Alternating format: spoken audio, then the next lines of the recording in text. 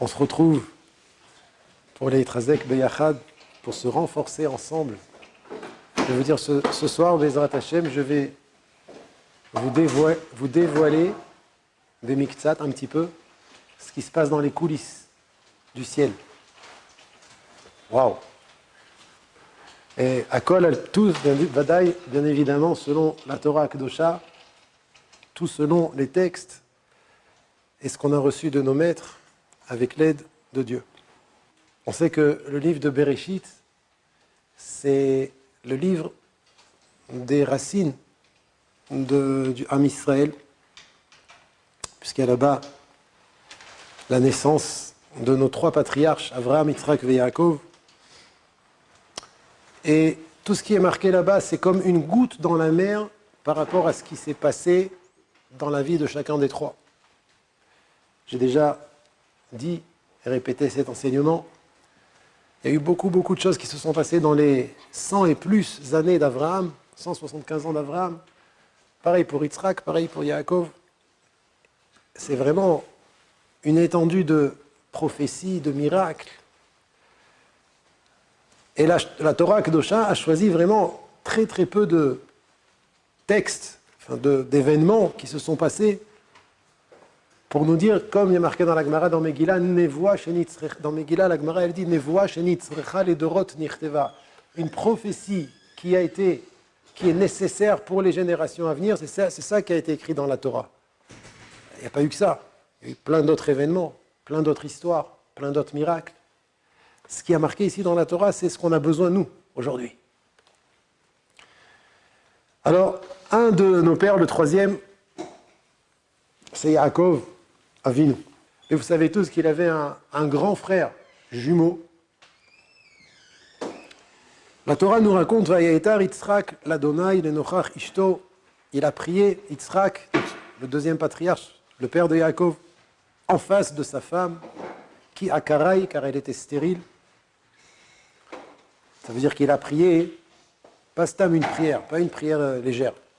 Il a prié pour qu'une femme qui est la sienne, qui était stérile, puisse enfanter. Pas une femme normale. Donc ça devait être une prière, mais à la teva, au-dessus de la normale. Vayater lo Adonai, il lui a répondu Hachem, Vata Rivka ishto. Et voilà que Rivka est tombée enceinte. Il y a marqué là-bas que dans le ventre de Rivka, il courait. C'est le pasuk d'après, je saute le pasuk d'après, je vais directement à la naissance. La Torah dit Vaim le'u yame'al aledet. Donc les 9 mois de grossesse se sont terminés. Vehine tomim bevitna. Voilà qu'il y a des jumeaux dans son ventre. C'est à la naissance que Rivka, elle a vu que c'est des tomim, bien qu'avant, elle est partie demander à Shem et Ever, et déjà il lui a dit Shne goim bebitner. Voilà, en effet, ce que Shem et Ever lui ont dit se réalise. Vehine tomim bebitna. Il y a des jumeaux dans son ventre. Et là, la Torah nous dit 3 mots très intéressants et très importants. Vayetse, Arishon, Admoni. Et il est sorti le premier, Admoni. Il est sorti rouge. Roux. Alors la question se pose, pour quelle raison la Torah nous précise qu'il est sorti Admoni? Il est sorti rouge. Ou roux. Et en plus, c'est le Rishon. Alors, Chazal nous disent, dans le Midrash, Rashi le ramène, que la Torah aussi nous dévoile quelque chose de très important. C'est que Esav, donc c'est le premier, c'est Esav, Esav, il était Mouchan Lishpor Damim, prêt, avec une aptitude à verser le sang. C'est pour ça qu'il est sorti rouge. Donc, quand la Torah nous raconte Vaïtse Rishon Admoni, on doit entendre ici un message. C'est que Esav est né avec une aptitude de faire couler le sang. Il y a un grand rave, que vous avez sûrement entendu parler, le Maggid Midouvna, qui est très spécial dans ses meshalim, mais là, Davka, il ne dit pas un mashal, il ne dit pas une métaphore, il pose une question. Il dit, si Esav est né avec cette aptitude de faire couler le sang, alors pourquoi il va être puni sur ça?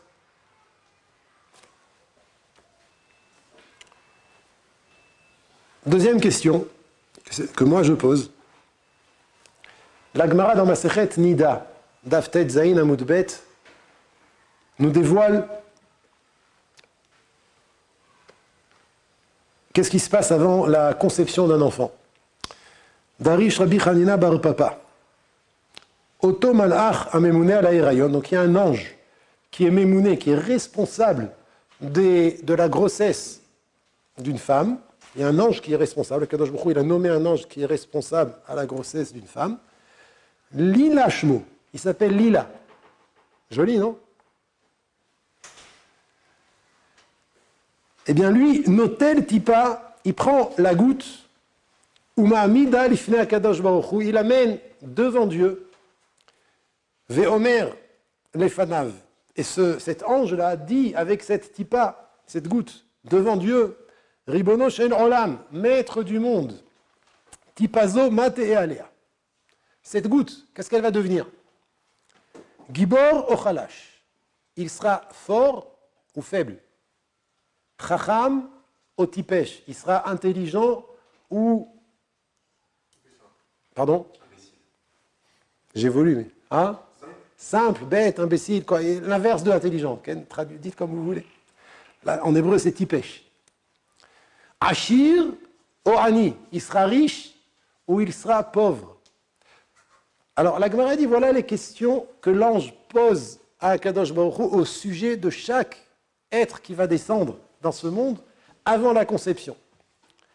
Et la Gemara termine, elle dit Ve'ilu racha o tzadik lo ka'amar. Mais, posez la question, est-ce qu'il sera impie ou pieux? Est-ce qu'il va faire ce qu'il doit faire ou pas faire ce qu'il doit faire? Lo ka'amar. L'ange ne pose pas la question. Pour quelle raison l'ange ne pose pas la question? Est-ce qu'il sera fort ou faible, intelligent ou bête, riche ou pauvre? Pose la question. Mais pourquoi il ne pose pas la question, est-ce qu'il sera Racha ou Tzadik? Il y a fait meod. La Gemara, elle dit, Kede Rabbi Hanina. Pourquoi il ne pose pas la question au sujet de savoir est-ce que cet homme, cette goutte, va donner un être qui va être Tzadik ou Racha? Parce que Rabbi Hanina nous a enseigné, un autre Rav, Akol bide shamaim chutz mirat shamaim. Tout vient du ciel, sauf la crainte du ciel. Chez Nehemar, comme il est dit, Ve'ata Israël ma'adonai Elohecha shoel me'imar ki'im le'ira. À présent, Pasuk, dans Chumash Dvarim, Israël, il s'adresse à nous, Moshe Rabbeinu s'adresse à nous. Ma Hashem Elokecha shoel me'imar. Qu'est-ce que Dieu, ton Dieu, attend de toi, ki'im le'ira. Seulement de le craindre. Alors, on sait très bien que la crainte d'Hachem, il y a deux niveaux de crainte. Il y a la peur, la crainte de la punition, c'est déjà bien, mais il y a la crainte révérentielle, Irat Haromemut. Et on voit ici que la Torah, elle considère que la Ira, donc c'est Irat Haromemut, c'est Ki'im, c'est seulement Ki'im le Ira. Donc la question se pose, bien évidemment. La Torah, elle considère la Ira comme quelque chose de facile, comme la Gemara, elle pose dans Brachot. La Gemara, elle pose la question dans Masechet Brachot, Ki'im, seulement, elle te demande que la Ira. Est-ce que la ira c'est miltas utrati? Est-ce que c'est quelque chose de facile que tu utilises ce langage de je te demande seulement la crainte? Alors il y a beaucoup de réponses qui ont été dites, mais ici en tout cas, la Gemara le dit dans un autre contexte. La réponse de la Gemara ici, on la comprend différemment. Ki'im le'ira, ça veut dire c'est seulement la crainte parce qu'il n'y a que ça qui dépend de toi. C'est difficile. C'est le travail d'une vie. Qu'est-ce qui peut arriver à la crainte? La crainte de la punition, elle vaille qu'on ait déjà la peur de la punition, la vraie peur de la punition.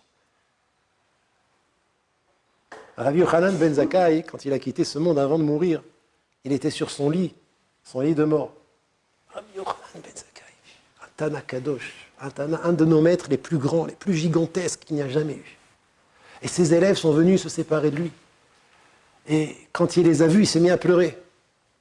Ses élèves lui ont dit... Il y a eu une discussion là-bas extraordinaire, la Gemara dans Brachot, ceux qui veulent voir, 28b, Kafret Amudbet. La Gemara là-bas, elle dit que les élèves, avant que Rabbi Yochanan quitte ce monde, ils lui ont dit Rabbeinu barchenu, notre maître, bénis-nous.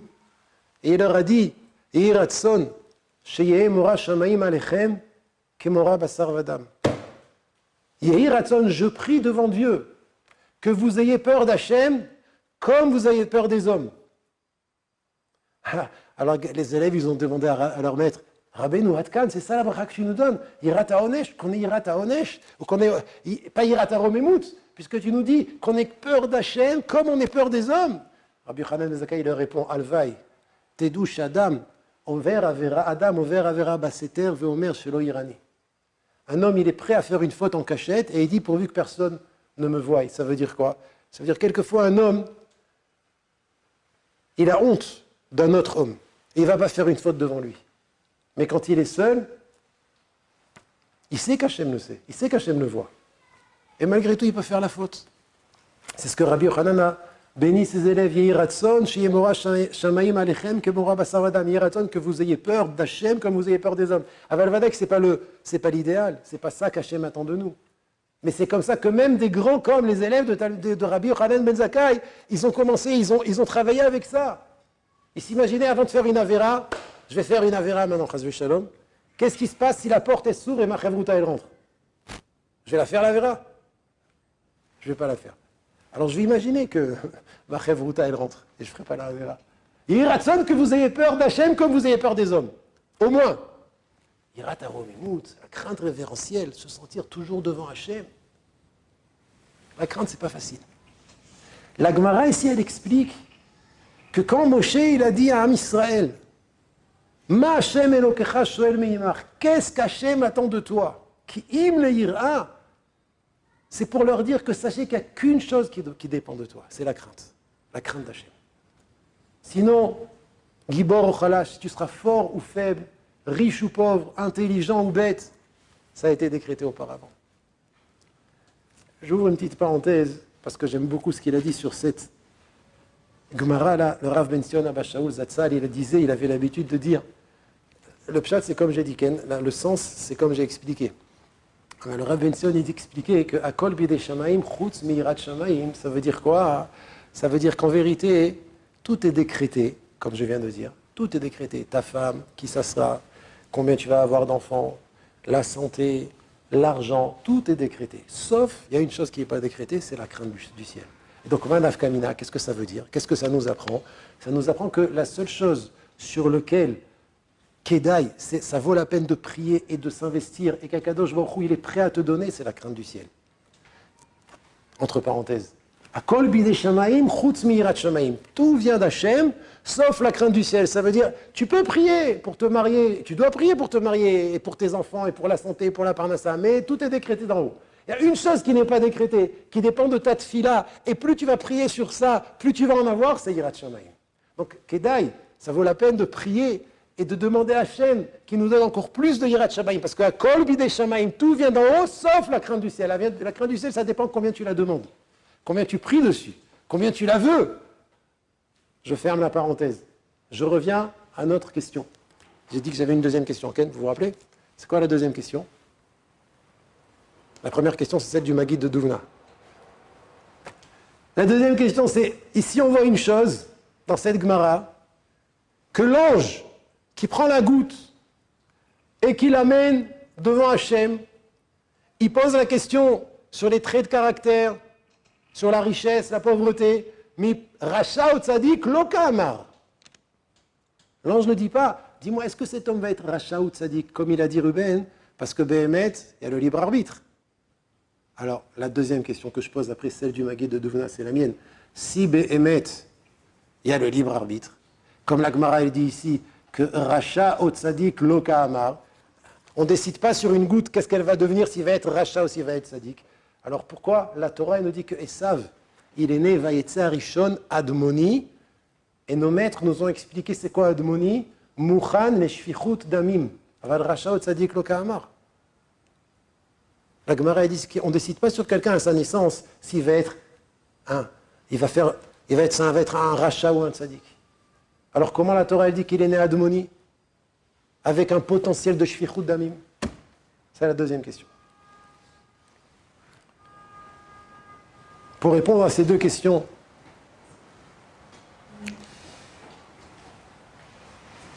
il faut dire que Behemet, Esav, il était Rishon, Vayetze un Rishon Admoni.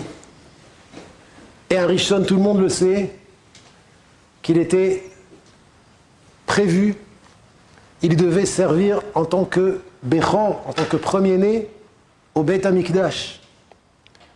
Et au Beit HaMikdash, il faut faire les korbanot. Et quand on fait un korban, on fait couler du sang.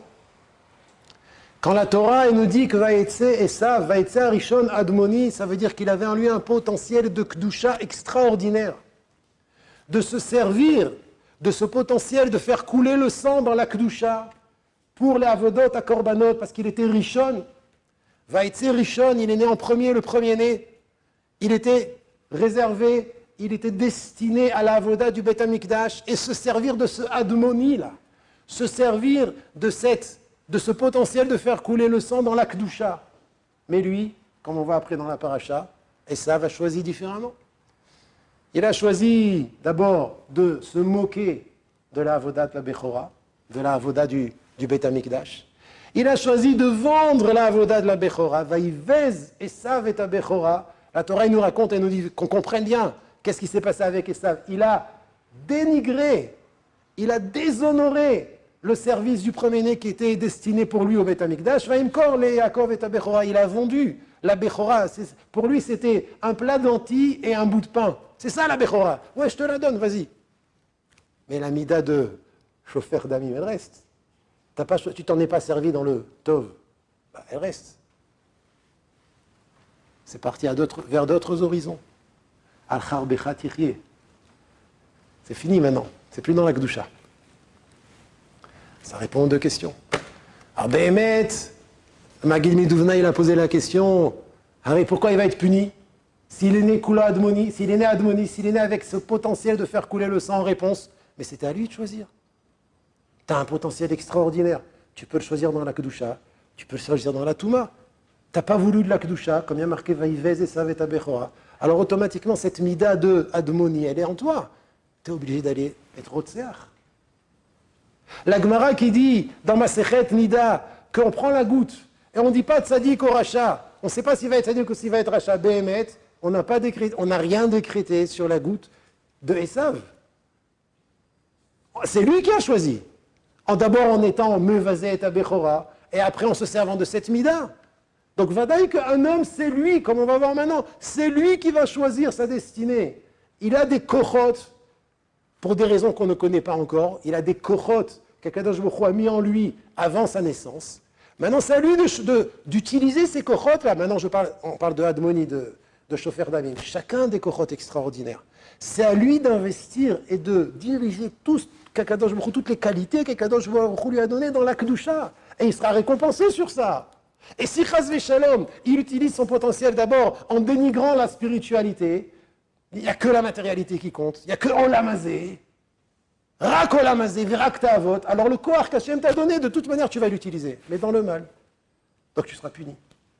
C'est pour ça que ça ne contredit en rien ce que la Gemara dit dans Masechet Nida, que Tzadik, Oracha, Lokahama. Rouven. Est-ce que le potentiel que tu as par exemple dans la Kedusha, il est réciproque? Tu peux parler plus fort? Est-ce que le potentiel que par exemple un homme peut avoir dans la Kedusha, il sera réciproque s'il prend le chemin Il est symétrique. C'est symétrique, c'est pas réciproque, oui. Oui, il est symétrique. T'imagines le potentiel qu'Esav avait dans la Kedusha? S'il a un grand potentiel dans la Kedusha, s'il l'utilise pas, il va descendre très profondément dans la Touma. Vadaï. D'ailleurs, je rappelle ce que j'ai reçu de mes maîtres, c'est que quelqu'un qui... C'est lié un petit peu à ce que tu dis. Quelqu'un qui a beaucoup de mauvaises pensées, en général, c'est un siman qui a un grand potentiel dans le Limud HaTorah en Iyun. Wow.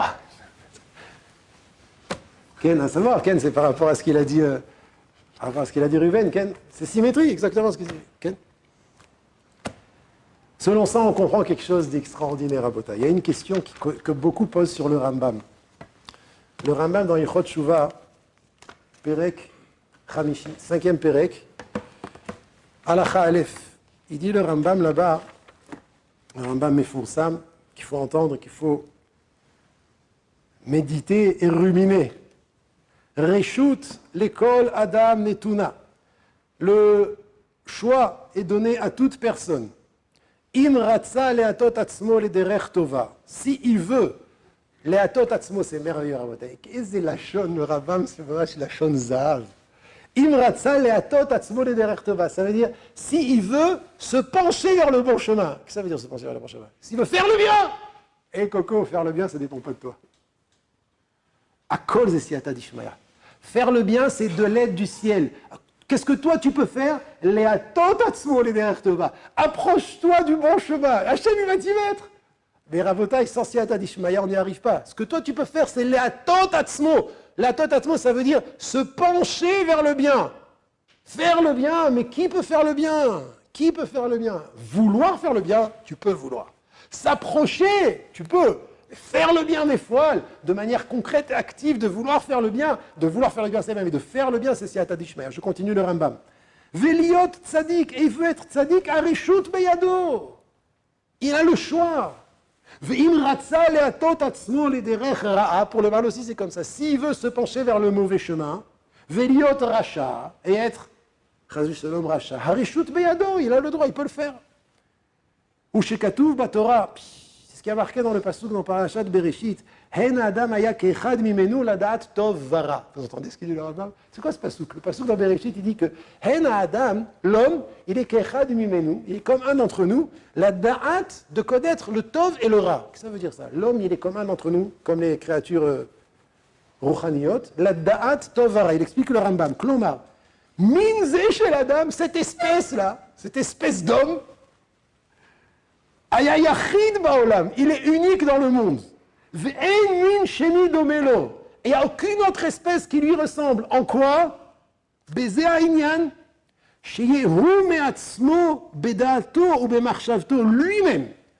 Bedaato, par sa compréhension, ou bemarchavto, par sa pensée, yodeato ve'ara. Il connaît très bien le bien et le mal. Ve'ose kol ma shehu chafetz. Et il fait tout ce qu'il a envie de faire. Personne ne l'en empêchera. Tov de faire le bien, Ohara. Vekevan Sheken, à cause de ça, Peinishlach Yado, le pasuk qui continue là-bas, il dit on a peur qu'il mange du hetz, le fruit de l'arbre. Donc, Kadosh Baruch Hu, il a été Megare Shoto Meganeden. Ça, c'est Halacha Aleph. Donc, qu'est-ce qu'on apprend de Halacha Aleph, Rabotai? Le libre arbitre. Que le Reshut est donné à cette espèce d'homme, l'espèce qui s'appelle l'homme, de choisir ce qu'il veut. Il sait c'est quoi le tov, il sait c'est quoi le ra, et il choisit ce qu'il veut. Alachabet.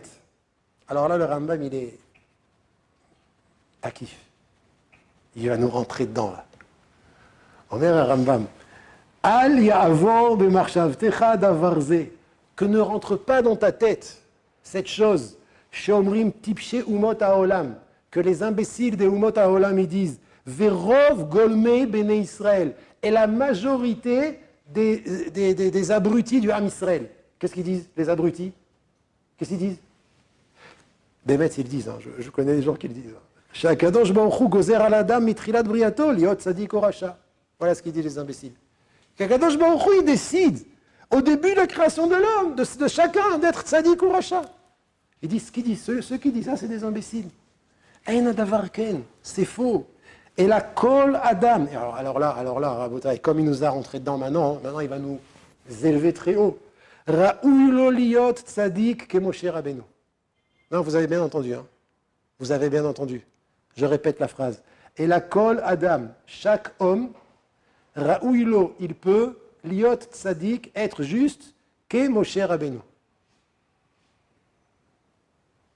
Ça veut dire, on aurait pu croire, et dit le Rambam, que bon, ça va, tu peux être tzaddik, tu peux être... C'est vrai que tu as le choix d'être ou tzaddik ou racha, mais tzaddik comme Moshe Rabbeinu. Et dit le Rambam, ouais. Ra'ouy kol adam liot tzaddik et Moshe Rabbeinu. Ou racha que Yerovam ben Nevat. Ou bien racha comme Yerovam. C'était un homme qui était un roi qui était racha. Écoutez. Ou chacham, ou sachal. Il peut être, s'il veut, sage, chacham, ou sachal, bête, imbécile. Ça ne vous dérange pas ce qu'il dit le Rambam? Avec Metsuyan. Alors, j'ai eu la question moi aussi, Baruch Hashem. Vous avez entendu parler de Rabbi Meir Mirotenburg? Il avait 3 élèves, c'était un Rishon, Gadol. Il avait 3 élèves. Un, c'était le Rosh, l'autre, c'était le Mordechi, et le troisième, c'était le Hagaot Maimoniot. Ragot Maimoniot, il pose la question ici. Donc, un des 3 élèves, il dit, je me rappelle, je suis parti visiter le Rebbe. Dans ce qui Rabbi Meir Rothenburg, il s'est fait prendre en prison par des goïms.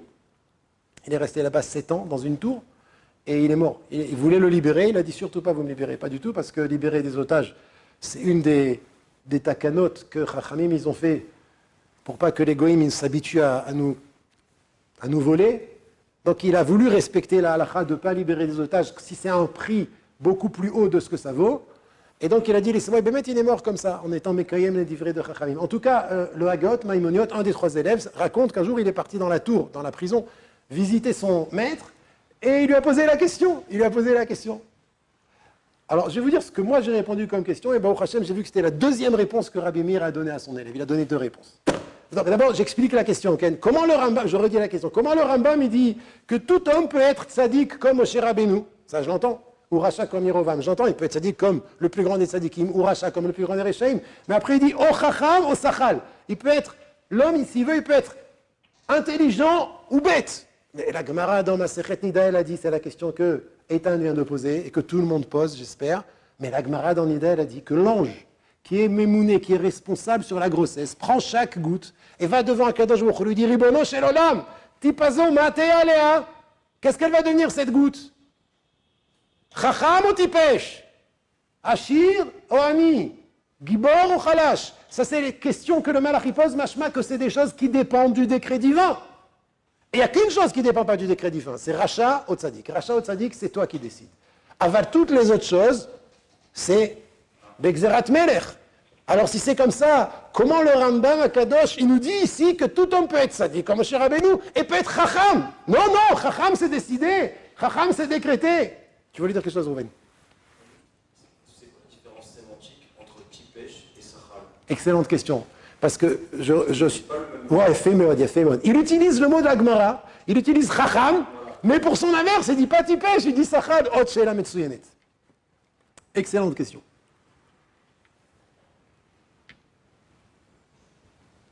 Je n'ai pas de réponse. Je ne connais pas la réponse. Mais par contre, je vais dire la réponse à la question. Alors la première réponse qu'il donne, Ragot Maimoniot, j'ai reçu de mon maître, Rabbi Meir Zatzal. Je ne sais pas si on dit Zatzal sur un Rishon, je ne crois pas. Nishmato Eden, Zchuto Yagen Alenu. C'est que la kavana du Rambam, quand il dit Chacham, je vous lis dans les mots, Mashikatav Chacham, Shema peut-être, Yeshlomar Leinyan Yirat Shamayim. Peut-être que c'est au sujet de la Yirat Shamayim. Mechila, Anilo Mevin, Ani Katan, je suis tout petit, je suis comme de la poussière sous les pieds de. Alvaï, je suis comme de la poussière sous les pieds de Rabbi Meir Rothenburg, même ça je ne le suis pas, mais je ne comprends pas ce qu'il dit! La Gemara, elle dit Racha, Otzadik, Loka'amar. Et après, elle dit Chacham, Otipesh. Donc, ça peut pas, tu ne peux pas dire que ce qu'il a dit, le Rambam, Chacham, c'est à Kavana Yirat Shamayim, puisque ça c'est déjà Tzadik ou Racha. L'Omevin, Sarich. Je ne comprends pas la première réponse. C'est pour ça que je vais dire la deuxième. Comme moi, je l'ai compris, Bessiata Dishmaya. La deuxième réponse, elle est exactement le Yesod qu'on a dit. On ne parle pas de Chochma, de la nature, du potentiel intellectuel de cet homme-là. Il va dire que le potentiel intellectuel, c'est ce qui est décrété d'en haut. Mais même si tu es tipèche, même si tu es né avec un potentiel d'imbécile, de boucher, de satoum vechatoum en hébreu, mais tu veux devenir chacham, ben tu le deviendras. Parce que tu sais que tu ne peux pas être sadique sans être chacham. C'est ce qu'il dit le Rambam. Chacham a kavana de vouloir la chokhma. Même si tu n'es pas intelligent, vouloir la chokhma, ça fait partie de tzadik. C'est ce qu'il veut dire le Rambam. J'ai dit, tu ne peux pas être tzadik, tu ne peux pas être tzadik sans être chacham. Hen irat Hashem chokhma. Tu poses la question, quelle chokhma? Comment, la vraie définition du tzaddik, c'est un homme qui voit les choses de manière juste, qui sait définir chaque chose. C'est de la chokhma. La yirat shamayim, c'est de la chokhma. C'est cette chokhma-là que le Rambam y parle. La chokhma de vouloir devenir tzaddik, la chokhma de vouloir comprendre la Torah, ça tu peux le devenir, même si tu es né avec un cœur tipèche. Et je pense que c'est ça la kavana de la deuxième réponse de Rabbi Meir Rothenburg, je vous la lis dans les mots. Ma shepiresh, aïnou, La asot lo lev chacham. Excusez-moi, j'ai pas lu les bons mots. Tiretz limori rabbeinu de perush les chos bachokma. Voilà le deuxième tiroutz. Deuxième tiroutz. Tiretz limori rabbeinu. Ah non, en fait, c'est ça. Le premier tiroutz, c'est la Got Maïmonot qui le dit de lui-même. Et le deuxième tiroutz, c'est le tiroutz que Rabbi Meir lui a dit, en indiquant. Tiretz limori rabbeinu de perush. Il a dit dans la Migdal, quand j'étais voir dans la tour, là où il était en prison. Il dit, mon maître, c'est extraordinaire, ça veut dire, le Rav, il est en prison, et il va finir sa vie en prison, et l'élève, il va le visiter. Et de quoi il parle? J'ai une couchia sur le Rambam. C'est quoi la couchia? La Gemara d'Onida. Et j'ai une réponse. Vous allez Rishonim, Rabotai. Extraordinaire. De quoi il parle quand il va le visiter? Mais Kitsour, qu'est-ce qu'il répond? Tiretz limori rabbeinu des perouches. À Pérouche, qu'il a dit le Rambam. Chacham, le'echos ba'chochma. Attraper la chochma, elle est extérieure à toi. Mais quoi, je vais mourir tipèche? Je vais mourir bête? Je vais quitter ce monde sans connaître la douceur de la profondeur géniale de la Torah Kedosha. Le'echos ba'chochma. Ça, c'est ça qui veut dire le Rambam. Et c'est pas caché sur de la Gemara d'Anida. Kol ha-chochma. J'ai dit, je répète, on ne peut pas devenir tzaddik si on n'est pas chacham. Et même un homme bête, s'il comprend que c'est pikoar nefesh pour lui, d'attraper la Torah, il fera tout pour y arriver. Et c'est ça qui veut dire le Rambam. Et par contre, ce que la Gemara dit dans Nida, Haïnou la sauf l'enlève chacham au tipesh. Est-ce qu'à l'origine, il a un cœur chacham au tipesh? Il y a des gens qui sont doués. Il y a des gens qui naissent doués. Ça, c'est la Gemara dans Nida. La Gemara dans Nida, elle dit que le malach, il prend la goutte, il l'amène devant Kadosh Baruch Hu, il dit Ribono shel olam, tipazo matea lea, lève chacham, on lève tipesh. Tipesh. Avant, quand il arrive, et il voit la beauté de ce monde, et il comprend qu'il y a un créateur, il dit, moi, même si je suis tipesh, anirotse le chos ba'chochma. Je veux attraper la chochma. Je veux tout faire pour étudier, et je vais m'investir, et je vais demander et poser des questions, et je vais m'asseoir, et je vais prier, et demander au maître du monde, ouvre mon cœur à comprendre la Torah. Ça, c'est le Rambam. Et bien, mettre ça, zétalouille, ça dépend de ton choix. Si tu veux, tu y arriveras. Si tu veux, tu y arriveras même si tu es débouché. C'est le même yesod Rabotai. Le même yesod, ça veut dire, qu'est-ce que je rajoute? Sur le Maggid Miduvna, c'est extraordinaire. C'est-à-dire, le Maggid Miduvna, il nous dit que Esav, il est né avec un potentiel de faire couler le sang. Maintenant, la volonté d'Hachem, c'était qu'il comprenne que ce potentiel-là de faire couler le sang, c'était parce qu'il est Béchor. Vayetse Arishon Admoni. Tu es le premier parce que tu dois servir au Beit HaMikdash. Et tu es Admoni parce que tu vas devoir à Moël aussi. C'est quelqu'un qui fait la Brit Mila, il doit passer. Il doit comprendre que le sang, quand il coule, c'est quelque chose de bien. La Mila, Korban Pessar, tous les Korbanot. Et lui, comment il s'en est servi? Il s'en est servi dans le mauvais côté. Comme j'ai dit tout à l'heure. Ça veut dire comme ça. Hachem, il donne à l'homme un potentiel. Ce potentiel, ça va dépendre de son choix. Est-ce qu'il va le diriger dans le bon côté ou dans le mauvais côté? Ça, c'est le premier essai qu'on a appris. Dans le Rambam, il est marqué plus que ça. C'est que le choix de l'homme, il est tellement puissant que même si tu es né avec un lèvre tipèche, même si tu es né avec un cœur bouché, si tu comprends que tu ne peux pas vivre sans chacham et tu décides d'être ochez ba-chochma, comme il a dit Rabbi Meir, tu veux tout faire pour attraper la chochma, tu vas t'investir et tu vas t'asseoir comme Rabbi Akiva, qui à l'âge de 40 ans, il est rentré au Talmud Torah, il s'est assis avec les enfants de 5 ans, il a dit Aleph, Bet, Gimel, Zenikra lechos ba-chochma. Et si la Gemara nous le raconte, c'est pour qu'on comprenne le potentiel d'un homme jusqu'où il peut arriver. C'est pas que Rabbi Akiva. Si à l'âge de 40 ans, il a commencé, c'est de lui qu'est sortie toute la Torah chez Baal Pé, parce qu'il était ochez ba-chochma. Alors ce Yesod-là, il vient nous dire que les Maasé, si tu le veux, tu y arriveras. Comme il dit le Rambam. Toute personne a la possibilité, Ra'ouy lo liot tzadik ke Moshe Rabbeinu. Ra'ouy lo liot chacham. Ça, c'est le deuxième Yesod. La question, elle est, comment on y arrive? C'est quoi la recette? Plus exactement, comment se préparer? Comment se préparer à exploiter le potentiel qu'Akadosh Baruch Hu a donné à chacun d'entre nous? Le sortir, mi'akoach el hapoal, de le sortir du potentiel au réel, et pas seulement ça, de par Chas v'Shalom, se servir de ce qu'Hachem nous a donné dans le mauvais côté. Avant de répondre à ça, je vais dire un chidouche.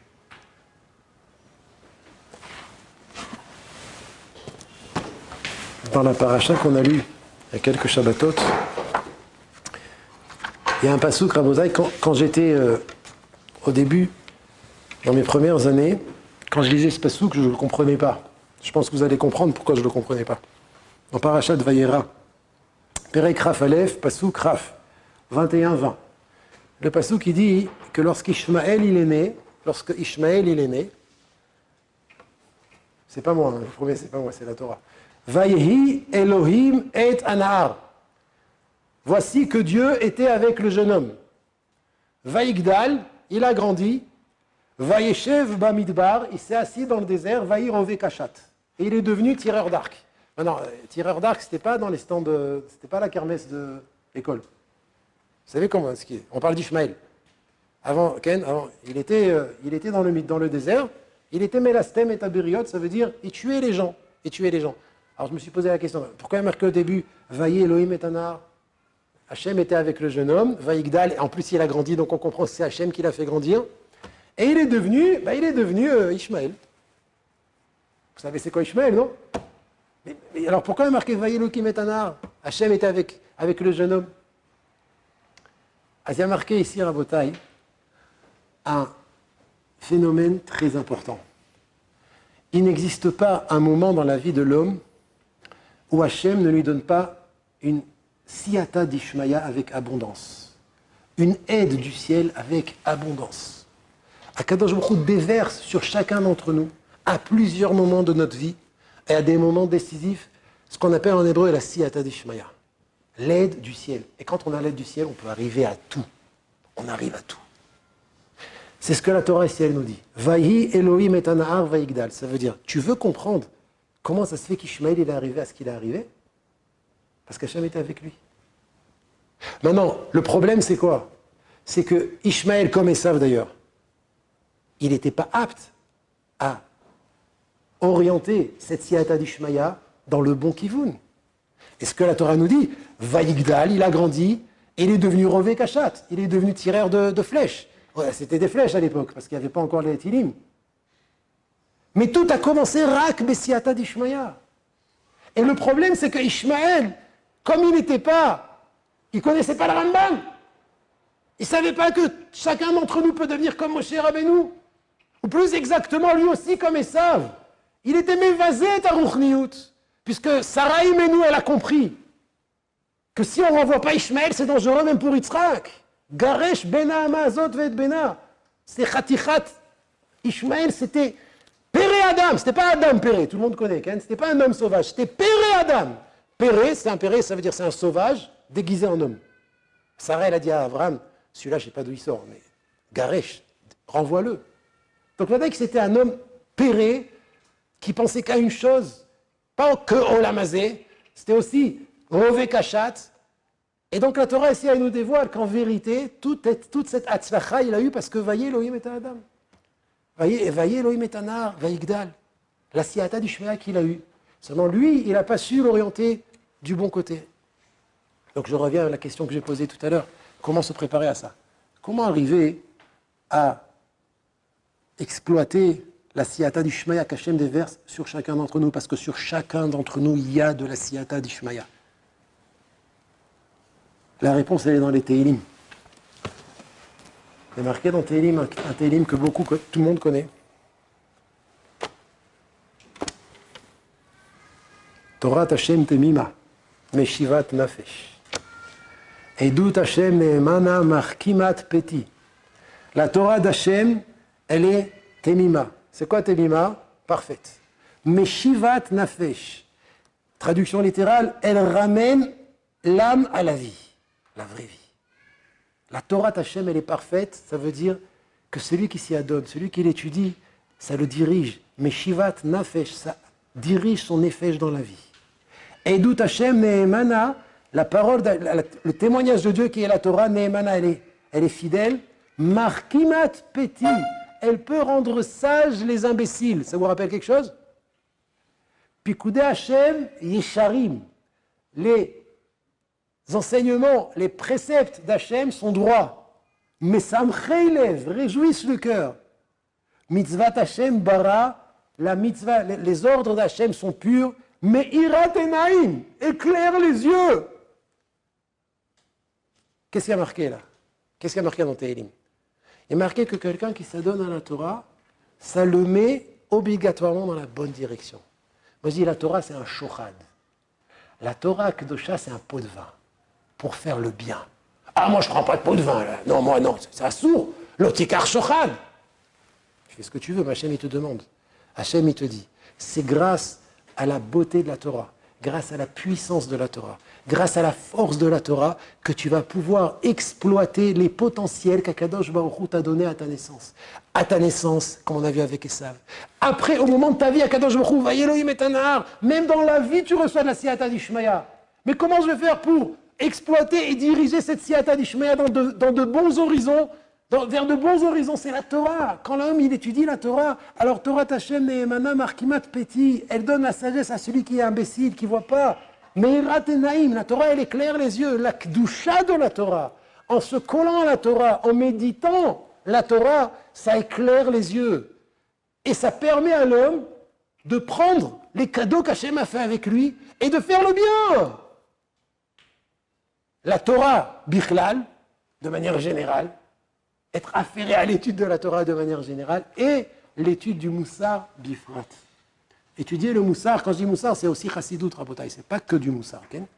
L'étude du Moussar, de manière particulière, c'est la même chose. Qu'est-ce que ça fait le Moussar? C'est un pot de vin aussi, c'est un shochad. Qu'est-ce que ça veut dire? C'est que grâce à la Torah et grâce au Moussar, tu veux faire le bien. Tu es attiré par le bien. Et c'est de cette manière-là que quand tu as des choix à faire dans ta vie, tu as des choix à prendre dans ta vie, alors tu les prends de manière positive, parce que tu as la Torah avec toi. Et c'est Meir et Naïm, comme il dit David Amelach dans Tehillim, ça éclaire les yeux, c'est par là qu'il faut aller. Mais non, là-bas c'est attirant. Tu vois pas que ça amène à des poubelles et à une fin longue, pas une belle fin. La Torah te dit, va par là, tu vas arriver à bon port. Mais sans la Torah, c'est Ishmaël sans la Torah. Sans la Torah, c'est Esav. Au lieu d'exploiter ce qu'Akadosh Baruch Hu leur a donné dans le bien, il l'exploite dans le mal, chas v'shalom. Askama, combien nous on doit, à Botaï, se réjouir, remercier Hachem et lui demander encore de s'asseoir et d'être assidu à l'étude de la Torah, parce que c'est elle qui nous dirige, c'est elle qui nous donne le droit chemin, c'est elle qui nous amène à bon port. Et il raisonne qu'on comprenne cette chose-là, mais surtout qu'on se réjouisse de cette chose-là. Et quand on étudie la Torah, waouh, on arrive à réaliser que c'est ça notre bouée de sauvetage, c'est Pikuach Nefesh Mamash, c'est ça qui va faire d'entre nous tous les juifs du monde réussir, arriver à bon port jusqu'à la Géoula Korva, Bumera Ve'amenu Amen.